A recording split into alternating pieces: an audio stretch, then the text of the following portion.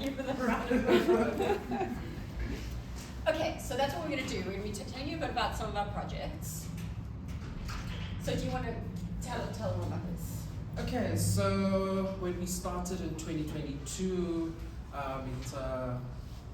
during the interview phase, actually, Mehita and I kind of had a conversation about creating an identity around the chair, because we didn't want it just to be South African Research Chair and Science Communication, because a whole lot of other chairs have that already.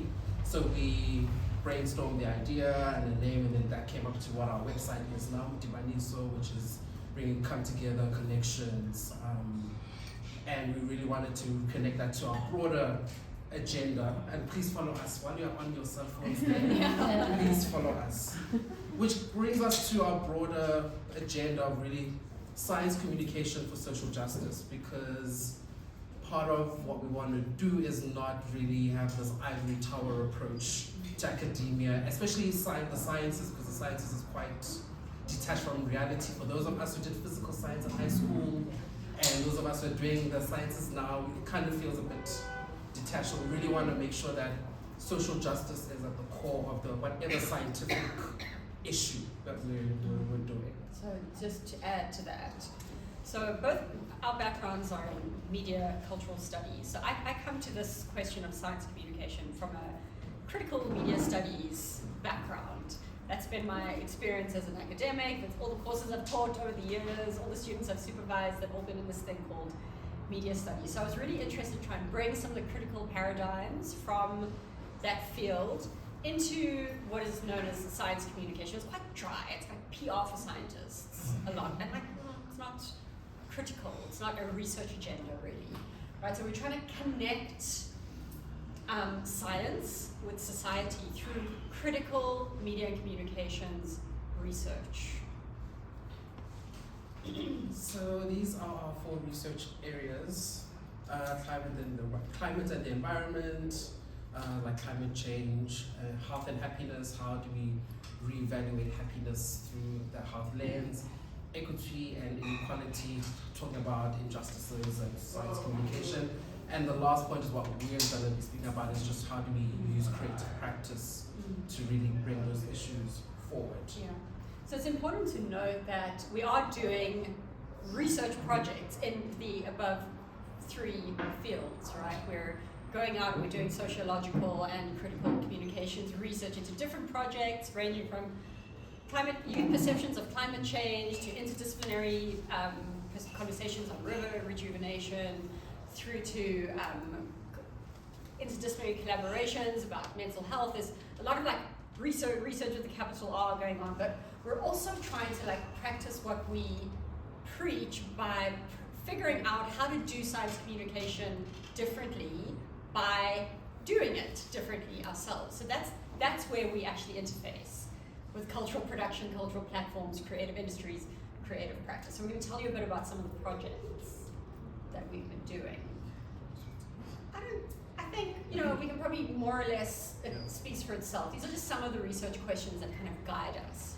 We're interested in what creative communications can do for thinking about science in a different way. We're not the only people thinking about these questions globally, but we're trying to localize these questions and to find very specific resonances for our own contexts. We've kind of spoken about this, but we really want to make sure that the work that we do is interdisciplinary.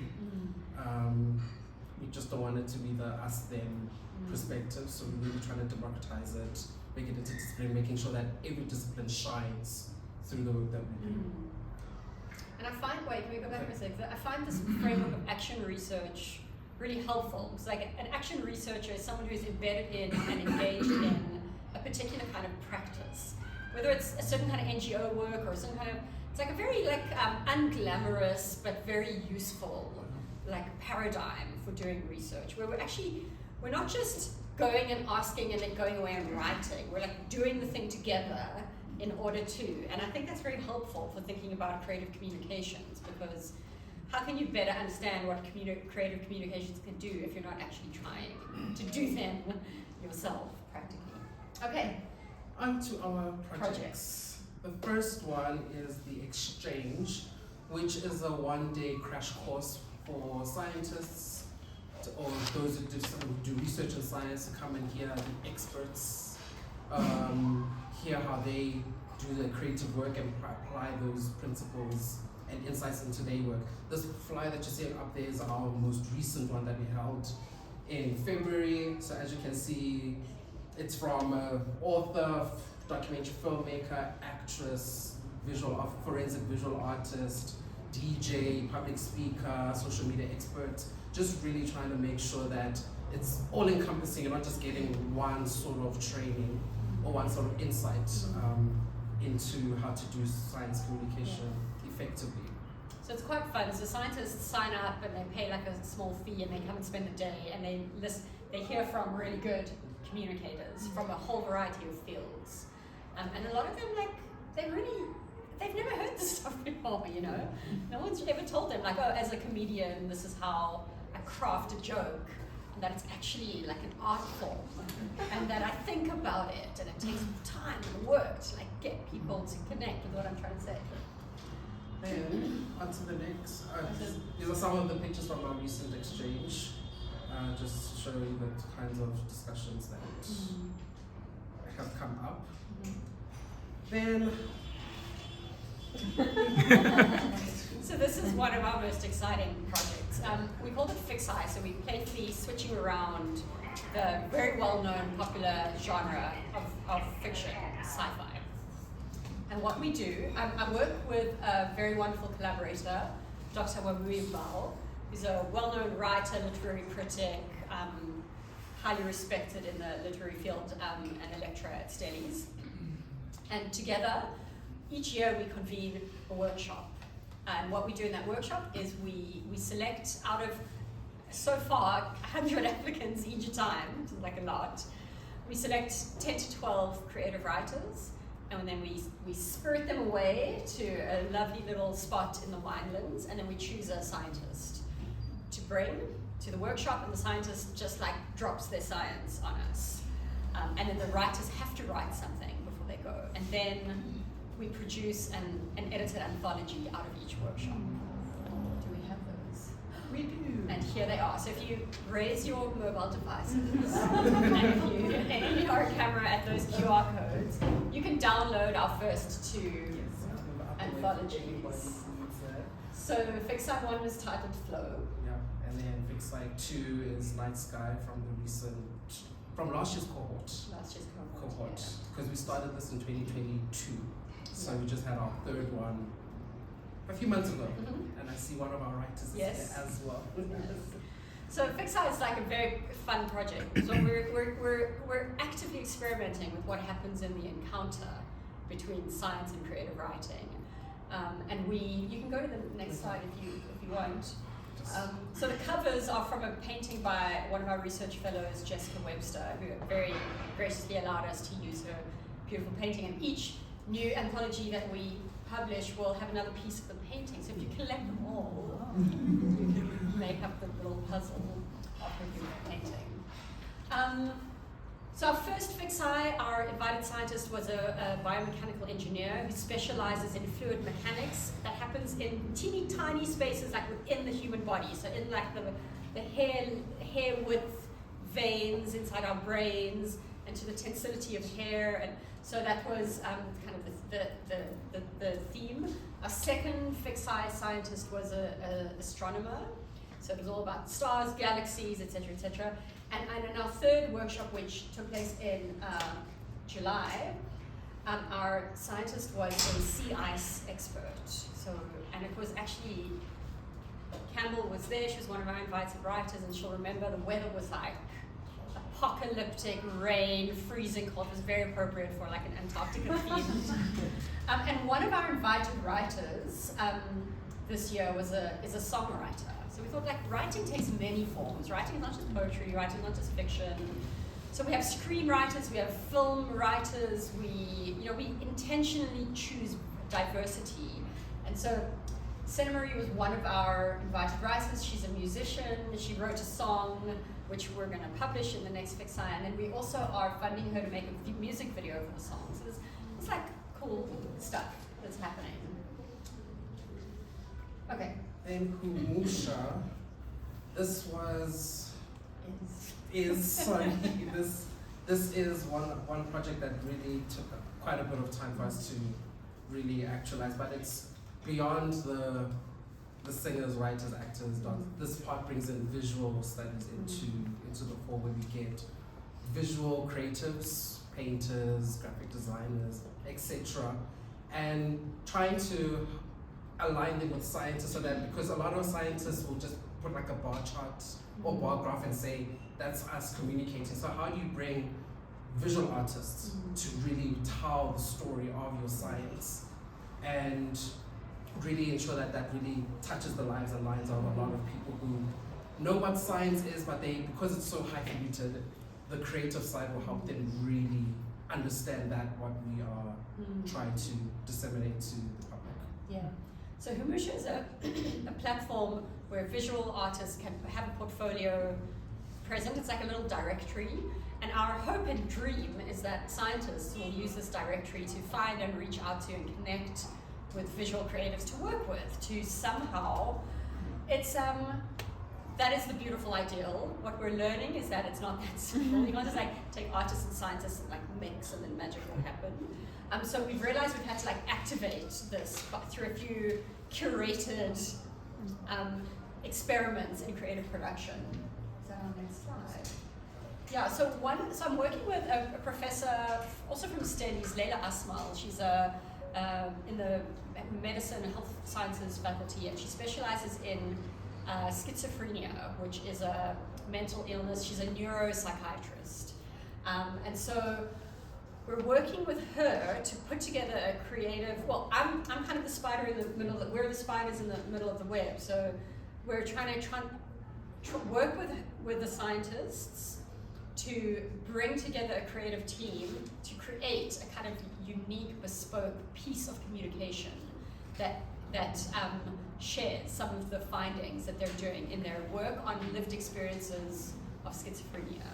So it's very much in development, but it's really exciting. And we've also, actually, I forgot, we could have included Max's beautiful illustration that they did. So we've also worked with another artist to kind of design some materials for us. So we're trying to learn what's possible by bringing together teams to make things.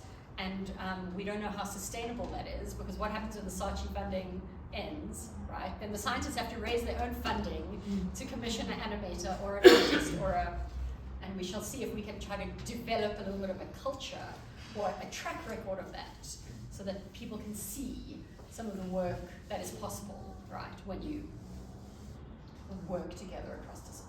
The academic citizen. So this is the brainchild of Mehita, and where's Nosipho? She's there. Right over there. So they host the academic citizen. It started in 2016 and then moved over in 2022 when Mehita became chair. And now looking at how does sound and audio really play a role in disseminating science and science communication. This is the part that I get excited about because I love audio. Audio is my thing.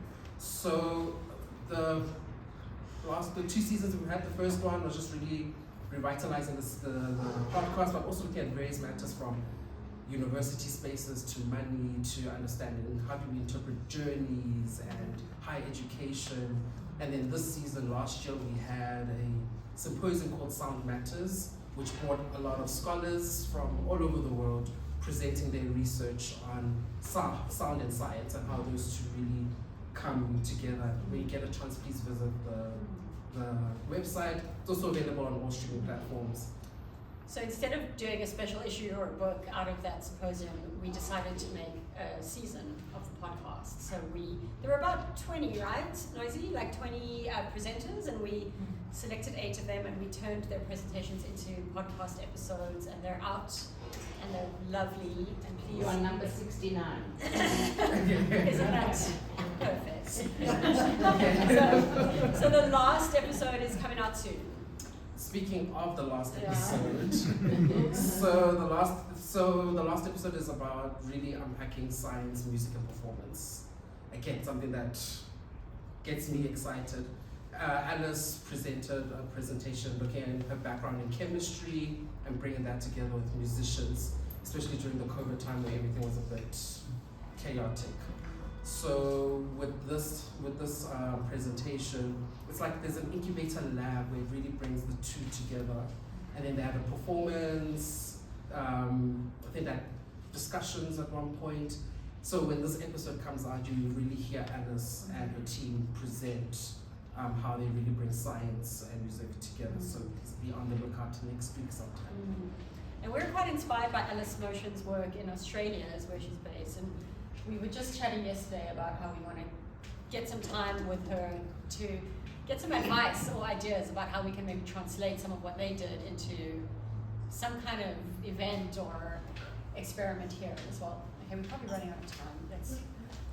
Oh, is that on our slide? Oh. The dream team over here. Okay, so we're interested in cultural production as a set of practices. Not, and it's not about science, capital S. To be perfectly honest with you, I'm a social scientist, I'm a humanities person. Like, I like science, but it's not like why I get up in the morning. Do you know what I mean? And a lot of the scientists that I work with and get to know, they think that, like, I'm interested in communicating their stuff with them, but like I'm not. I'm interested in creating much more fluid and integrated and like multidisciplinary forms of knowledge. And I see the science as just like one part of human knowledge production. So we're really excited to, and we're doing everything on relatively small budgets, very experimentally, but we think there's a lot of possibility for exploring how creative practice can humanize science and how scientists can actually learn from us about what is required for them to show how their work matters to ordinary people and to the bigger questions of justice and equity and making the world a better place. So that's that.